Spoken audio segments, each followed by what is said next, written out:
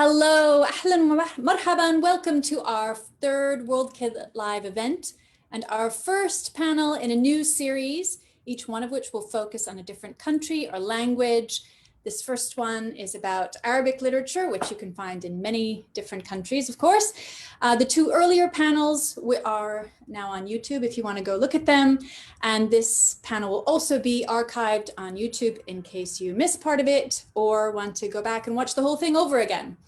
So today I will be joined by four different brilliant and award-winning panelists who have worked in all different areas with regards to Arabic literature for young readers. And I'm also joined by Mohini Gupta, who makes everything happen in the background, and Ruth Ahmed Kemp, who is looking for your questions on the Facebook Live event right now.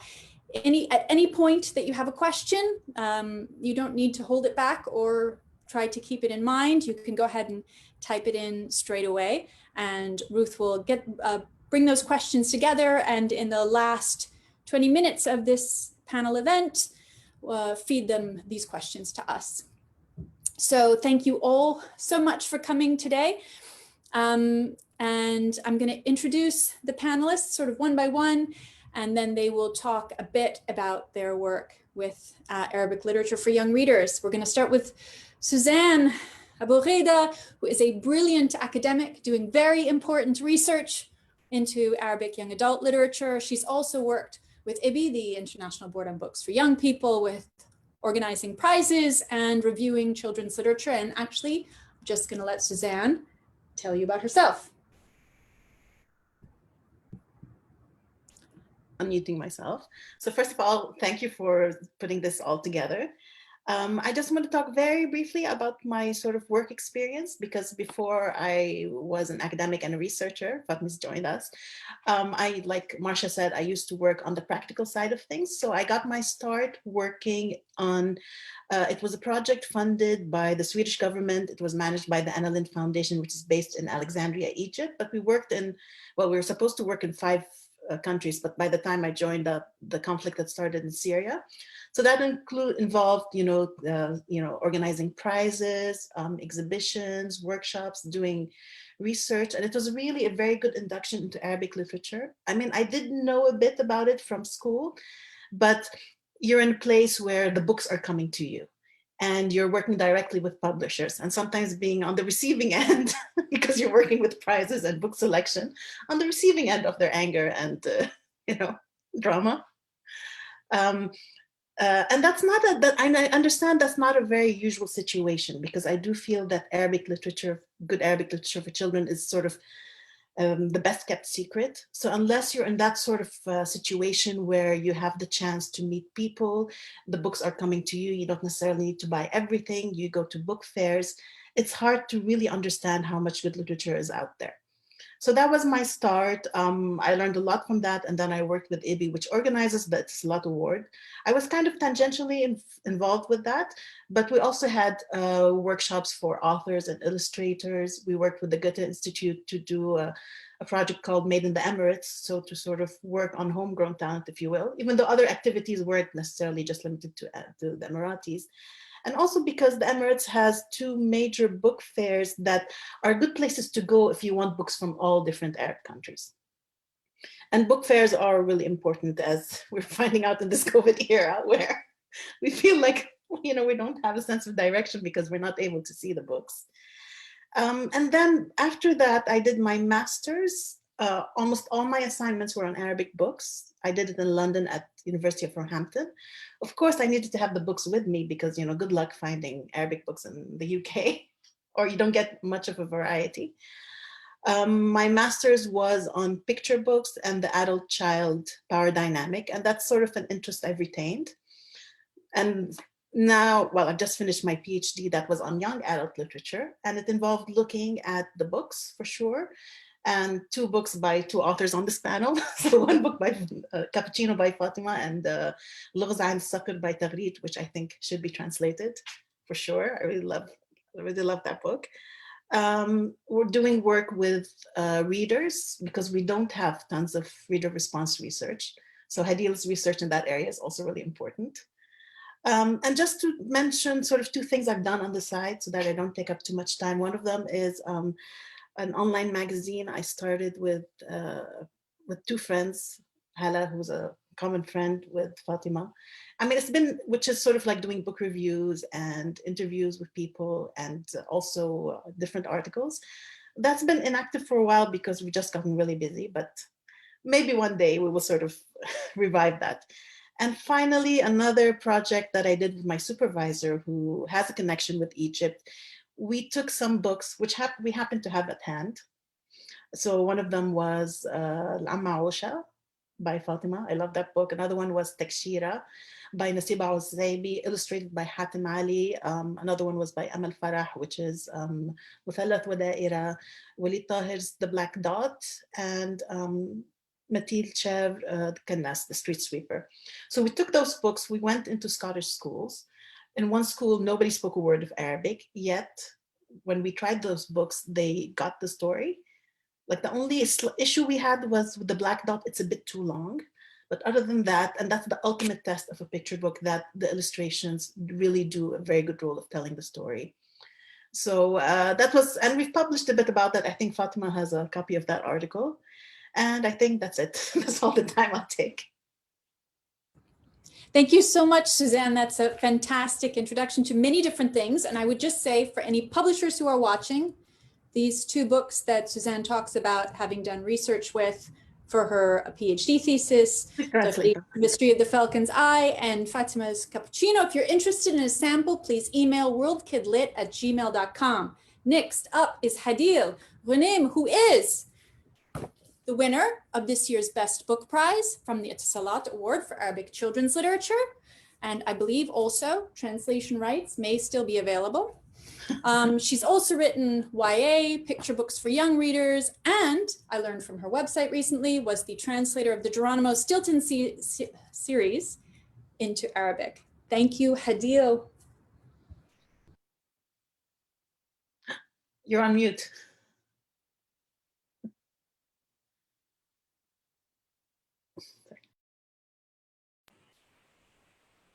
Thank you, Marcia. It's great to be with you guys, all of you. This is a great panel. I've always wanted to meet all of you. Yeah, my work with Arabic children's literature has always been me trying to mix my hobby into my serious work and gradually making this kind of pleasure or secret hobby into legitimate work. So I always loved folk tales, for example, and early on, while I was working in a serious magazine and posing as a serious grown-up, I was saying folk tales are so important. It's cultural identity. We should be gathering them and doing stuff. And also, when I did my master's degree, I kind of smuggled in my dissertation to be about Mickey Mouse magazine and how we were consuming it in Egypt, sort of localized it, Egyptianized it, the experience itself. But then after that, I did have my chance of actually entering the field and being introduced to the professional side of children's book publishing and production when I worked for Dar al-Shuruk as an editor for about 2 years. And it was during that boom, during that, I remember the Anna Lindh Foundation research or a project. And we had our own little boom in Egypt in the industry. So in a matter of 2 years, I did travel to the book fairs like Bologna, and also locally, it was a chance to edit many books, translate, and even author. So, and it was a fun thing. I found out that actually I enjoy storyfying for children. I enjoy simplifying, I like the challenge of bringing a difficult event, a difficult feeling, a difficult idea, and making it clear and simple and a story, fun. So it's a challenge to me, and I think it, personally, this is what I like to read. This is how I like to read, even if it's science, history, anything. If it's told in a nice story, I like it. And of course, engaging children is one of the most difficult things, and it's challenging. When you do, it feels good. For example, I enjoyed storifying Naguib Mahfouz's biography, an author that I love. That was one of the very first things I worked on.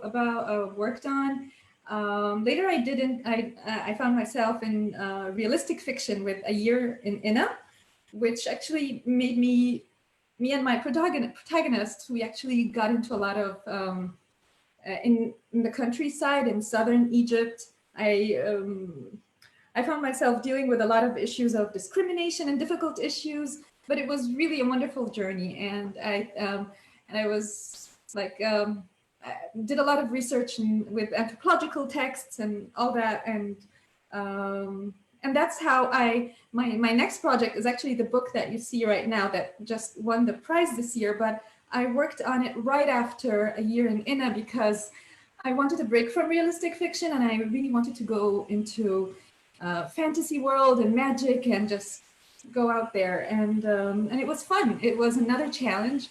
I loved playing with this monstrous text and with all the monsters, and I tried to make it a little kinder. It was kinder to women, kinder to kids, make it available and accessible to kids because, and just play with it. I'm looking forward to doing more.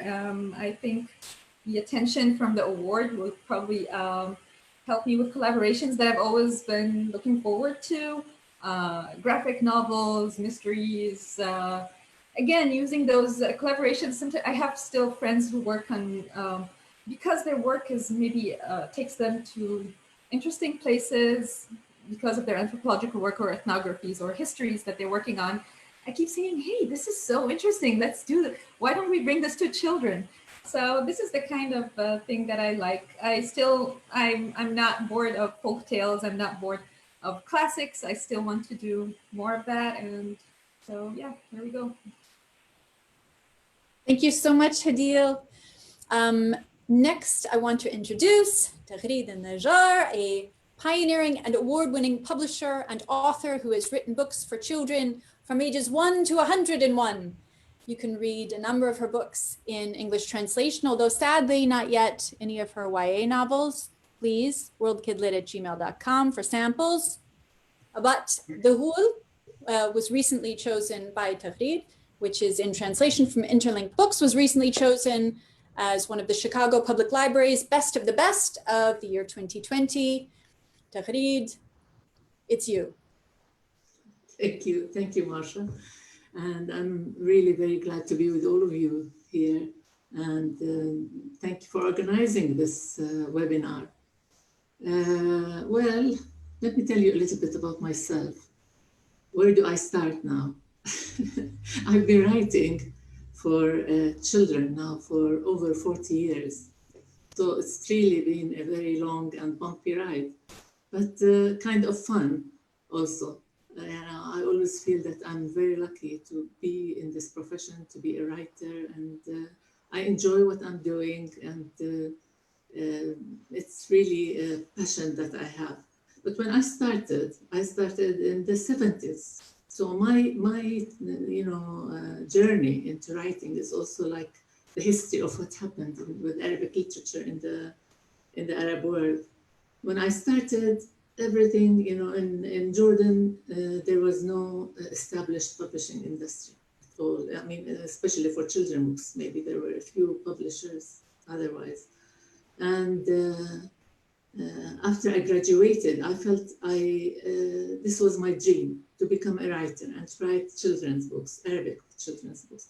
So in the area, there were two publishing houses that stood out. One was Dar al-Fatah al-Arabi, a Palestinian publishing house in Beirut, and another was the Iraqi publishing house associated with the Ministry of Culture. So I was really trying myself out as a writer, to think of myself as a writer, and I sent my text to Dar al-Fatah al-Arabi, and when they accepted 3 of my texts, I was over the moon. And suddenly, it became a reality, you know, my dream of becoming a writer. So there it was, the feeling that I could do it and I can be a writer. And I, you know, from that point on, you know, I was really stuck with this idea and took it on.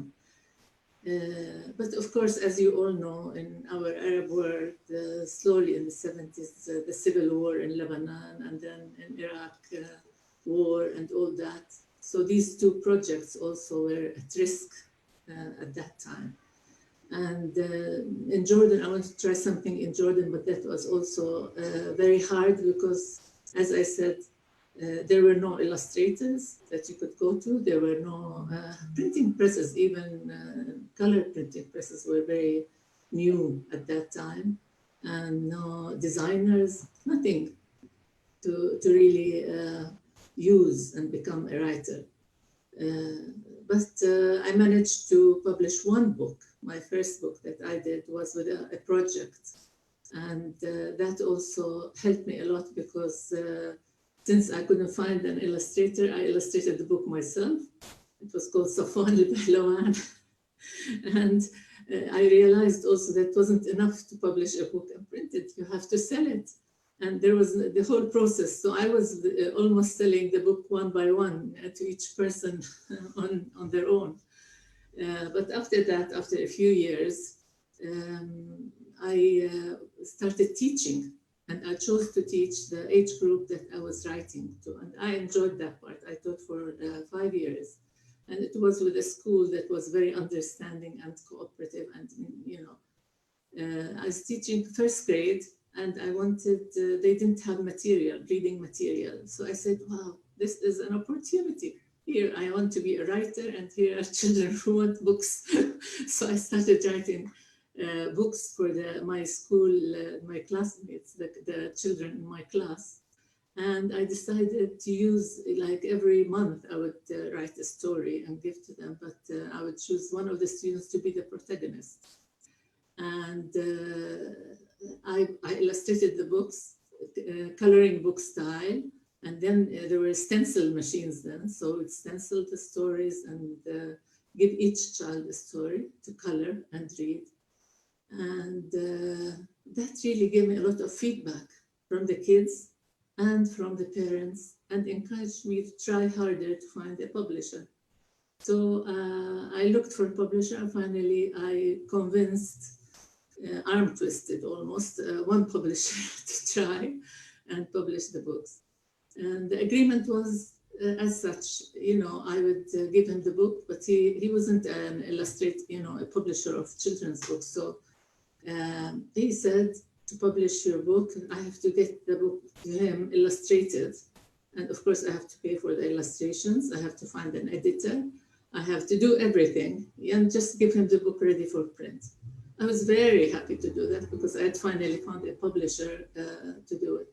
And then after that, my dues were 10% of the print run.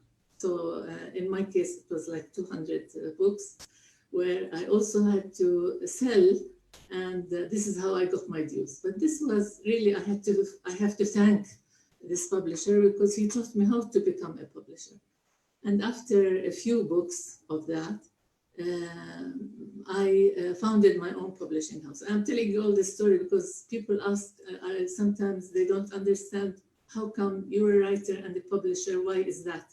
And that is why. So I established a Salwa publishing house, I founded. And this is the story of a Salwa publishing house. And the books that I wrote with the students have become classics in our publishing house. We published them as the Best Friends series. There are 12 of them, and they're still very popular with kids now. At that point, you know, things began to get better. A lot of people in our area started getting interested in children's books. Many publishers, illustrators started happening. Of course, technology also helped, like now we're all from different countries. So you could really get an illustrator from another country. You don't have to, you know, to travel there or see the illustrator from another country. And that helped a bit. But the focus mainly was on picture books. and nobody was coming near young adult books for the reason books. It was difficult economically, and also nobody knew what to do with the children's books. Too many taboos of what you should do and what you should say and what you shouldn't write in children's books. So nobody wanted to go near there. But finally, I think Samah Idris in Lebanon was the one who broke the mold. You know, he was the first one to write Al-Malja, and I think he inspired a lot of writers to do the same. He wrote a young adult novel about, you know, the civil war in Lebanon, something real, something that happened and meant a lot to young adults. And I think after that, the ball started rolling and people started experimenting. Fatima followed with Fatin, a really lovely book about that. At that time, I was still thinking that my niche was picture books. But then one day I wanted to write a book about cancer, and it started as a picture book. But then I I saw that it needed a lot more, and I decided to take the step and write a longer book, like a novella. And I did that with a lot of trepidation. You know, I was afraid I wouldn't be able to be successful at that. But thankfully, the book was very well received and it was even shortlisted for an award. And that gave me the courage to continue. And now I have, like, here I have them more near stack of my novels. And funnily enough, you know, all of them were shortlisted, and one of them actually last year won the Etisalat Award. So what I'm saying that we should all try something new sometimes, not be afraid not to try. And I think that's all. Hope we can talk about the problems with young adult literature and the taboos and categorization. We have lots of subject to talk about. Thank you. Thanks, Taghreed. So finally, the great Fatima Sharafadin coming to us from Beirut, one of the most celebrated, award-winning and prolific authors of Arabic children's literature, written more than 130 books, translated to more than 12 languages, including English. And I remember when Fatin came out, and I remember how much I loved that book. And Fatima. Don't forget to, Yes. Hello, nice to see everybody here, and welcome to every other person who is listening to us and we don't see them. I'm the opposite of Taghreed. I started as a teacher, and then I did my master's in early childhood education, focused on children's literature, not knowing I will ever write for children. It was not in my mind.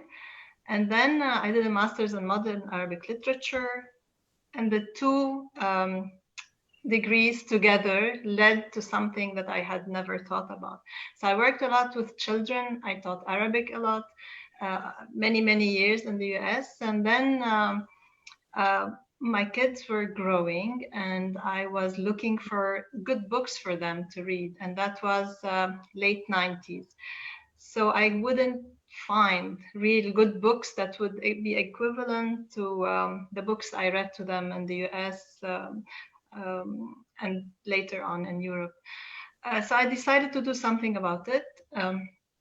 First, I thought it was a conscious decision, but when I started, I realized that that is the only way I can express myself with. So I found my path, if you want, by chance. And it was like if you had shaken a bottle of, let's say, Pepsi, and then it poured. And that's why I think I'm very productive since I started.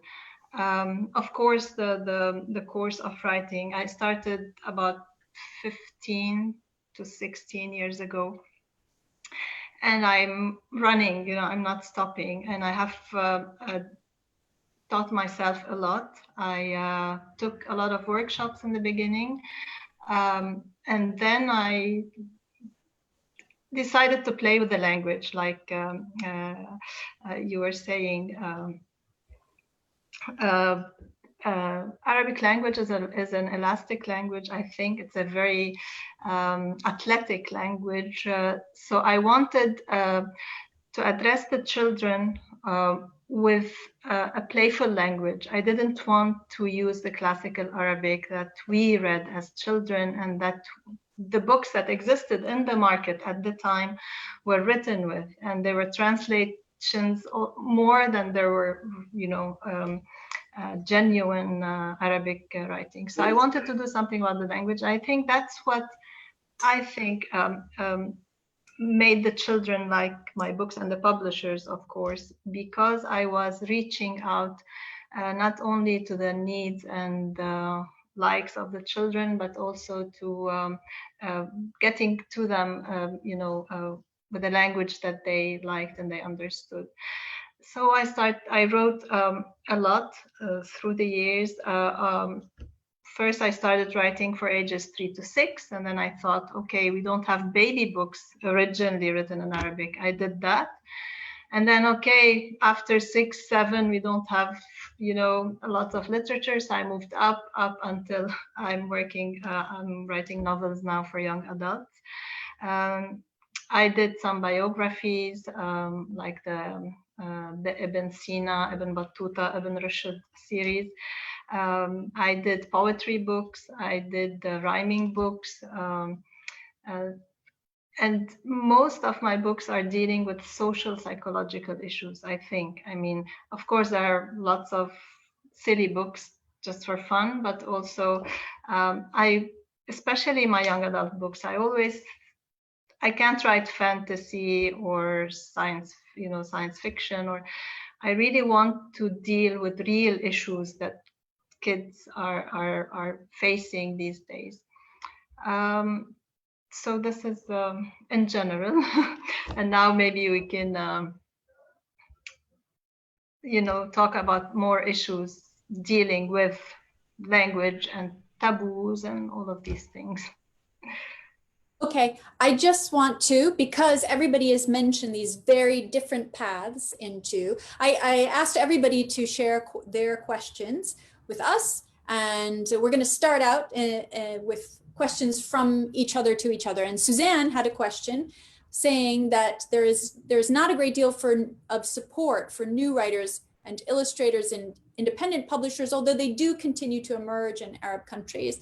So, from a process of trial and error. And the question is, how can newcomers be supported, or do you have advice for people who are just entering? And Fatima, I'm going to throw the question right back at you. Don't forget to unmute, though. Yes, sorry. Well, how to support newcomers? That's basically what I have been doing in the past few years. I travel around, before the Corona times, travel around the Arab countries to give workshops, different kinds of workshops for grown-ups, for young people who want to write for children. I think we have a gap in the Arab countries where we don't have a specialization in universities about creative writing for young people, let alone illustration. There's one university in Lebanon, Suzanne, correct me if I'm wrong, the Alba, that gives one course in illustration. So we don't even have that available for the new illustrators to focus, to know the rules and about illustrating for children. So I think for now, the best way is to attend workshops, and I'm sure there are some available workshops online now. I give workshops online for anybody. Now I'm doing it with schools children in Dubai, actually. So there's always a way. And I always tell newcomers to read a lot in all the languages they know, all kinds of books, good or bad, or so that they form their own opinion about the right way of, for them to go in their path. Thank you so much. So another question from Suzanne that I think does get at some of these taboo issues as well as other things was how well Arabic children's books travel from one Arab country to another, and whether there's a fear of content being too local or not a good fit from a book written in Palestine to be sold in the Emirates, or a book written in Lebanon to be sold in Morocco. And Taghreed, how do books travel between Arab countries? I don't think this is very much of a problem, but let's talk about books for different ages. I mean, books as picture books, there isn't much difference in different countries, even different Arab countries, or even outside, the Arab language. Young adults also, I think it's important. They're different, but in my opinion, they are accepted everywhere because children now and young adults are open to what is happening in all parts of the world. They're also open to that in Arab countries. And I tried that with some of my novels when I went to Tunis and discussed one of my novels with them. I didn't find that there was any kind of difficulty in understanding because of the local. And anyway, this is what it's all about. We're talking about diversity of books in different languages. So let's talk about diversity of Arabic books in different regions. So an Egyptian book should be very accessible to a Lebanese or to a Jordanian or a Palestinian. Great, thank you so much. Now, of course, if anybody else wants to jump in on any question, go ahead. Hadil has her mouth open. Go ahead and unmute. Well, since I have the shortest career, I can talk about supporting, how can you support writers and illustrators and this industry. And because I've been living in the US for the past few years or several years, I really find something like an association, like the Association for Children's Writers and Illustrators. They have, it's a nonprofit, an NGO. It's not a union, but the idea of having an association is really wonderful. And they have it in they have chapters in every locality, states, cities, and people who are interested, they gather themselves, they either in a coffee shop or in a library. But because it is not very centralized, I mean, I don't have to go to a fancy city with a fancy ticket, and and of course there's membership, so that's how you can have a pool of money, and we can have those workshops on different scales. It doesn't have to be in the biggest book fair in the Arab world. It could be just a small part in my small city, and get to see who's interested and learn from each other. So if we can have that, I think this would be great. And honestly, I also want to hear from, mostly we talk to each other, writers, illustrators, publishers in those fairs or panels. But what I really miss is the input from teachers, from librarians. Tell me how my book is working. Does it work or does it not work? How do kids, because I don't have access to, for example, public schools in Egypt, which no one has access to. I can only visit a private school.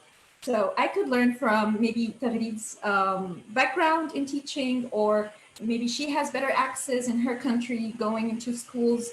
So these kinds of things could, I mean, I wish our conversation is kind of continuous, and so maybe having an association somewhere with a website where we have these one place to go to and build on past conversations and past experiences, because there are a lot of people working, but sort of in islands, they're not very connected, and there are universities and there are people, teaching and working, but we just don't know, and we keep talking about the same issues again and again as if they're being talked about for the first time. So That's my 2 cents. So Suzanne, actually, then I want to, so Hadil is talking about how books are received in classrooms, teachers and librarians, and some of your research was sort of really intensively looking at how 2 books were being read by some teenagers in Lebanon. Are there lessons from that that authors can take? I think the primary lesson is, I mean, what I found from my experience is you can't always count on the teachers or the schools knowing. So from what I know from how publishers sell their books, a lot of them have people who go from school to school, you know, talking directly with Arabic language coordinators and teachers. And it'd be nicer if some of it was happening the other way, where people are, I mean, it's happening to some extent, but I think we need more of that. In terms, and also the way, I mean, this is based on my own experience when I was studying Arabic literature back in school, which is like more than 20 years ago, where it's about, you know, there's one proper interpretation for something. Even like, I remember once we were reading a short story by Lebanese author Maroon Aboud, which we could have easily read by ourselves, but the teacher had to sort of go and explain everything, even though it was completely accessible. And we need to sort of get a new way of dealing with literature, where rather than the teacher talking all the time, explaining or giving one interpretation, where we open it up for them expressing their own opinions, which I think they really enjoyed expressing their own opinions. They also like working together in collaborative ways. So I think there's some work to be done with teachers for sure.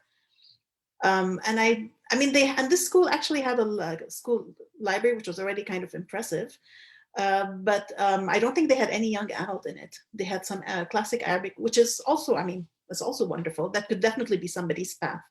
We're not sort of posing, you know, young adult as to save us from all this boring literature, because that's not really the case. There's a lot of, you know, great literature for adults that they can enjoy as well. Yeah. Thank you so much. So I had a question from Hadil, and she had asked, what makes a book a good candidate for translation? Sometimes there are very good and successful books in Arabic that just don't work well in another language. And is any book translatable, or and especially for children, what makes a book work in translation? I'm going to aim this at Fatima. Yes. From my experience, I have noticed that the West wants books that are related to our culture, to our history, and not any fun book that we write, because, well, they think their market is saturated with the best books. So at least with my experience with the Groundwood books in Canada, they translated Ibn Battuta, Ibn Sina, and Fatin. And all 3, especially Ibn Battuta and Ibn Sina, you know, are historical figures from the Arab Islamic heritage, and that's what they were interested in. Same thing in Turkey. They were more open in Turkey, and they translated a series of a little boy that I wrote with Kalimat, 3 or 4 books. In school, at the hospital, and when I went there and I toured the schools in Turkey, the publisher who translated them told me this is the first time that we finally can translate cultural values that fit our values. So that was with Turkey, which was an exception. But in the West, in Belgium, in Canada, and in other languages, I think the West wants to reinforce the stereotype they have from our cultures. I don't know if Suzanne has another opinion, but this is so far my view. Yeah, if I just butt in a bit, because my supervisor, she gives a course called Text for Diversity, and I give a particular session on Arabic literature, but sort of like Arabic literature that's available in English. So I give them 2 lists of recommended books. One of them, I think, for teenagers, one of them for picture books. And I'm like, this means that these are books either translated into English or written to begin with in English. Are there common themes? And there are common themes, of course. Family, war, a lot of interest in girlhood. And I think they do kind of feed into stereotypes about, you know, about the East and the Arab world. There is some truth to it, quite a lot of truth to that. But we can try to change that and interest them in more fun, exciting books. I'm going to, because we have a lot of questions, I'm going to move to the questions, but we can continue to ask each other questions as time goes on. Yasmin is saying hello to everyone, and she's asking, what would you write about if there were no boundaries? And what would you do with an unlimited grant? Yasmin has some unlimited money there at AUC, apparently. Taghreed, what about you? What would you write about if there were no boundaries? And what would you do if you had an unlimited grant? You had $1 billion. Oh my God, what a question, Yasmin. All right, if I could write about anything, I don't know if I would change that. I think I have boundaries. I have my own boundaries. It's not that the boundaries, but I have boundaries and society's boundaries. So I will not go wild if I have no boundaries at all. I think I'll stick to what I think is right and not right, and how much. And because when I'm writing, I'm also thinking with the society, with the reader, my reader, and I have to be sensitive to how my reader receives the message that I'm sending, or the story. So Yasmin, I'm afraid I will not go, use that out of, but I'm sure I will relax it a lot more about a lot of subjects. So a lot of the taboos that I don't believe in personally, I will, cross them. But other than that, it will be contained, but much more free. As for the money, the budget, I really don't know. It's like somebody asks you, if you have $1 million, what would you do? I think we'd publish a lot more books and try to make them accessible to many more people who can't afford these books. So that's what I would do with the money. What about you, Hadil? What would you do? You would fill your books with curse words, or no, if there's no boundaries at all, and you have, Yasmin is giving out unlimited money, I heard. Okay, well, I had a dream like years ago, and it was like, I want to travel and collect folk tales, just go from village to village and maybe bring my friends, and we just go and collect folk tales, listen to oral folk tales, and then come back and write them and compare them. So I've always had that fantasy. Maybe now we don't need it as much. I don't know if the world needs it, but I thought it would be fun. And of course, there's just hundreds of classics that I want to just revisit and play with, and have teams bring maybe classics into graphic novels and all that. So yeah, I think I would like that. And actually, one more thing about boundaries. Yeah, I think I would love to write a love story for young adults and see what happens. I mean, yeah, we need more. We need to talk about love and not be afraid.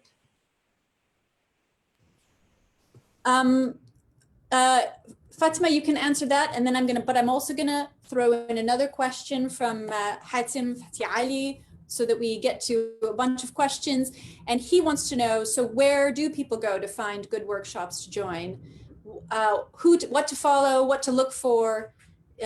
How do people know, other than stumbling on a link that somebody shared on Facebook? Unfortunately, all the workshops are organized by private institutions, organizations, mainly in where I go is in Saudi and United Arab Emirates, and they're not open to, I mean, you have to be there physically. So if you live in Morocco, you have to travel on your own expenses to Dubai, let's say, to take the workshop. That's why I am encouraging people who give workshops to start doing it online. I have a friend who is going to help me to develop a course online. So that's my dream now, is to do that. And that course would be like a big workshop. You know, it will include lots of information about the field of children's literature. Yeah. Can I just butt in here for a second? I mean, thank you for the question, Hatem. I think it's a really important question.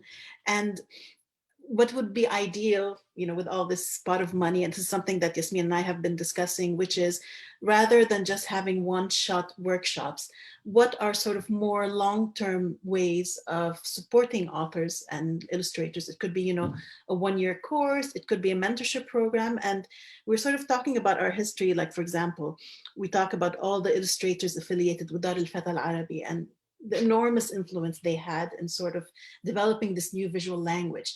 And they did it because it was a group of them, and they did it because they had a mentor, which is, you know, Hussein Bika. This is something that Matil Chavd and Smail Neshif has spoken about. And also with what was happening in Iraq, there was a government will and a government structure. And I think we do need something with this pot of money that Yasmin is distributing, where we can have something a bit more long-term, where it's not just about doing workshops sometimes with non-Arab trainers because they don't speak our language. They don't understand our visual heritage. So the individual author and illustrator has to make a lot of effort to sort of inject this. And we do have this sort of mentorship links. We need something, we need those. We don't really have them at the moment. Or they're happening very much, you know, one-on-one, and we need something more sustainable. Okay, I have two questions. Two people who are asking kind of a similar question that I'm going to shoot right back at Suzanne, which is they're asking, why isn't there YA in Arabic? Now, I would say, well, I'm hoping that Suzanne will say, what are you talking about? It's discoverability that's the problem, not the lack of YA. Sorry, I have to agree with you that there is some YA. There could be a lot more of it. And I think one reason we feel there isn't a lot of it because it's being published in different countries. So, and one issue is definitely distribution. And I think in the end, I'm a materialist, and coming from a cultural studies approach, it is, you know, it's the market's stupid, which means that they're having trouble selling these books. And publishers, this is Shireen Traidia did her PhD on marketing Lebanese books, and she's also sharing her experience as a publisher. Publishers do worry about selling these books because they're not so well integrated in the curriculum, even though that's, you know, a double-edged sword. It's integration in the curriculum, and young people are not necessarily buying these books. They might be buying books for adults. They're buying all this very popular genre fiction. So I think it's that. So either connecting it better to schools and finding a way, some way of appealing directly to young people. I mean, and there's something that Fatima said when I interviewed her for my thesis, is that the things that mark out this particular period of your life are exactly the things you're not allowed to talk about, especially when it's the school that's buying. So I think that's, you know, all these different things enter into it. Right, and when you say genre, it's horror, romance, horror, police, sort of like detective fiction, romance for sure. Yeah. So we have a question from Anoha Forster. By playing with language, did this take you into writing in Amiya? Do you think we should write toddler books in Amiya? And what do you think about the language used for YA? Is this for me? Okay. Okay, the Amiya issue is 100 years old. When I first started writing, I wrote my first 4 books in Amiya, but nobody published them for me. So I translated them to Fusha and I published them. And my theory was children under 6 years old, their mother tongue is Amiya. So why do we have to write in Fusha and then let the reader translate it to the child? I mean, there's no mother who reads the Fusha to the children. They translate it to Arabic, to Amiya. So my theory was that we should do that, but then nobody accepted to publish in Amiya. That's why I created a very simplistic language in Fusha that's very close to Ammiya. Let's say if there is the word qafaza means jump and natta means jump. So the child uses natta, I'm going to use natta. Same thing with basa, to kiss. It's qabbala or basa. Basa is in the dictionary, so I will use that. Lately I self-published, since no one ever accepted to publish in Ammiya. I self-published a book a couple of months ago. It's called Urs Bladi, and it's about the revolution we're having here in Lebanon. It's an Ammiya, and unfortunately it came at the wrong time. You know, we're locked down, we have, you know, all kinds of crises in Lebanon. So it's not, I mean, it's in some bookstores, but I haven't had the chance to tour it into schools, or and that's another problem. Schools will not order it and let their children have it, even preschool, because it's an Ammiya. So it's a big issue, and if I had the money that Yasmin is offering, I will publish. I have a long list of toddler books that I have written, 2 series, I think, each of 5 books in Ammiya, and they're sitting in one file in my computer, and they're waiting for, you know, for the right moment to be published. So I really want to do that, and we'll see if it will happen one day. Hopefully. So I just have a reminder from Ruth to explain very briefly that Ammiya is a spoken Arabic that differs from country to country, region to region, and Fusha is sort of a shared Arabic. Although I learned from Suzanne's PhD thesis that students can be very sensitive to this as well, and that sometimes there's an over interpretation of something as Ammiya as when it is actually Fusha. Yeah, can I say something? Okay, I agree with Fatima that this is a problem, especially with schools, so they refuse anything that has Ammiya. And I face the same thing with my novels, the young adult novels. Although I have some dialogue in, it's not all in Ammiya, but some dialogue is in Ammiya, I use that. And I got questioned about that by schools, and also like Fatima, I try to use very simple, straightforward language so that it will be appealing to the age group, even to the young adult group who don't really like to read long stories. So I had to, some of them would say, why is your book in Ammiya? They would think that all the novel is in Ammiya, whereas it was just like 2-3 sentences in a chapter. So it's still a problem, but right now there are many publishers there are 2 actually in Egypt. One is an Egyptian, Riham, in the US, who have already published books and in Ammiya and taken that step. And they seem to have gotten some success. Of course, they were attacked by a lot of, people who really resent that. But my personal opinion as a writer, as a publisher, is that it's another kind of diversity and another kind of choice for kids. Why not? Why not have both? If parents would like to buy Ammiya, it's like saying only eat vegetables, don't eat chocolate or ice cream or cake, because that's not good for you. And with books, it's the same. You can get an Ammiya book if that gives you pleasure, or one in classical Arabic. Can I add something?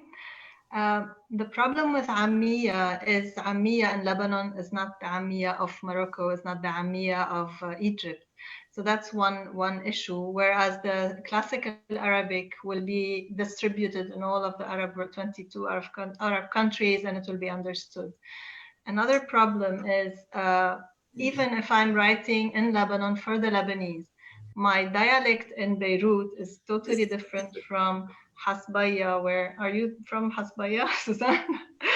from the south, you know. So how do you write a word that is sometimes the alif is pronounced O or A or E, and it depends. In some towns they pronounce the kaf, in other towns they don't. They don't. So there is no one unified way. Do you only write the sounds that you hear? Or if you want to write minha, you are minna, or just minha, you add the ha. So that's why I think that's more of an issue than of just writing Amiya, I think. There's not one. There has been like this experiment that's been done. The publisher should publish the same book in different dialects, like it's the same book in Egyptian, in Lebanese, in Jolly, but that's too much, really. And Yeah. I agree. I had the same experience when I had to transcribe the Ahazij, which are the Arabic nursery rhymes written already or sung in colloquial. And I had to make my own rules. Should I say ah, or should I write this word as in classical and the other one? And then, you know, I agree with you, Fatima. It's not easy. I think we have time for one more question. So I would like to take a question from somebody who hasn't been heard from yet. Ira Amin, she says, how do you as a writer manage maneuvering around taboo issues, given what's considered controversial? How do you reinforce healthy ideas about things such as relationships or love, as Hadil mentioned? But I'd like to take it first to Fatima because she wrote about, for instance, a relationship. She's written about relationships in her. Yes. But as Taghreed said, we self-censor ourselves as writers. The thing is, of course, when you write for young adults, you have to write about issues they live, about love, relationship, changes in the body. I mean, we hesitate 100 times before writing about a girl who has her period in the classroom, let's say, and the blood is on the on the chair. You don't. Whereas they read about these things in foreign languages, the same kids, the parents allow them to read whatever they want in English or French. Yes. But if you write the same thing in Arabic, okay, it's not allowed because an Arab person is writing it in the Arabic language. Also about not only about sexual issues or relationships, revolting against power, you know, political issues. We are oppressed in our countries, and we can't express ourselves freely in many issues. So how do I get around it? Like with Fatim, there's a love story, and the best they could do in the car, he puts his hand on her lap and then she removes it. And Cappuccino, I had an interview with the students a couple of days ago in Dubai, and he asked me, are they lovers, Anas and Lina? And I said, I wish I made them best friends, but I didn't go one step further to make them lovers, because then I wanted to go, you know, all the way, and I couldn't because the book has to be distributed in all of the Arab countries, so I didn't. So sometimes you just put it behind your back and let the reader imagine what they want to imagine. But I hope one day we can break all these taboos and talk about teenage pregnancy, about drug abuse, you know, about revolting against the leaders that are corrupt. We have to deal with these issues one day. Thank you so much. And I must say, I sort of imagined remembering that there was a kiss in Fatin, but I know there really wasn't. But so the last question is, somebody wants to know how to stay, I know time's up, but somebody wants to know how to stay connected with the speakers. So I will try to put Hadil, Fatima have websites, Taghreed, we can link to Salwa books. Suzanne, you can tell me how you might like people to be able to be in touch with you, and we'll have Twitter. On Twitter. Yeah, we can add Suzanne's Twitter handle. So I'm sorry, but Mohini tells me the time is finished. So thank you everybody so much for coming. This was fantastic. And you can find it all on YouTube very soon. Thanks everybody. Thank you, Marsha. Thanks a lot. Thank you.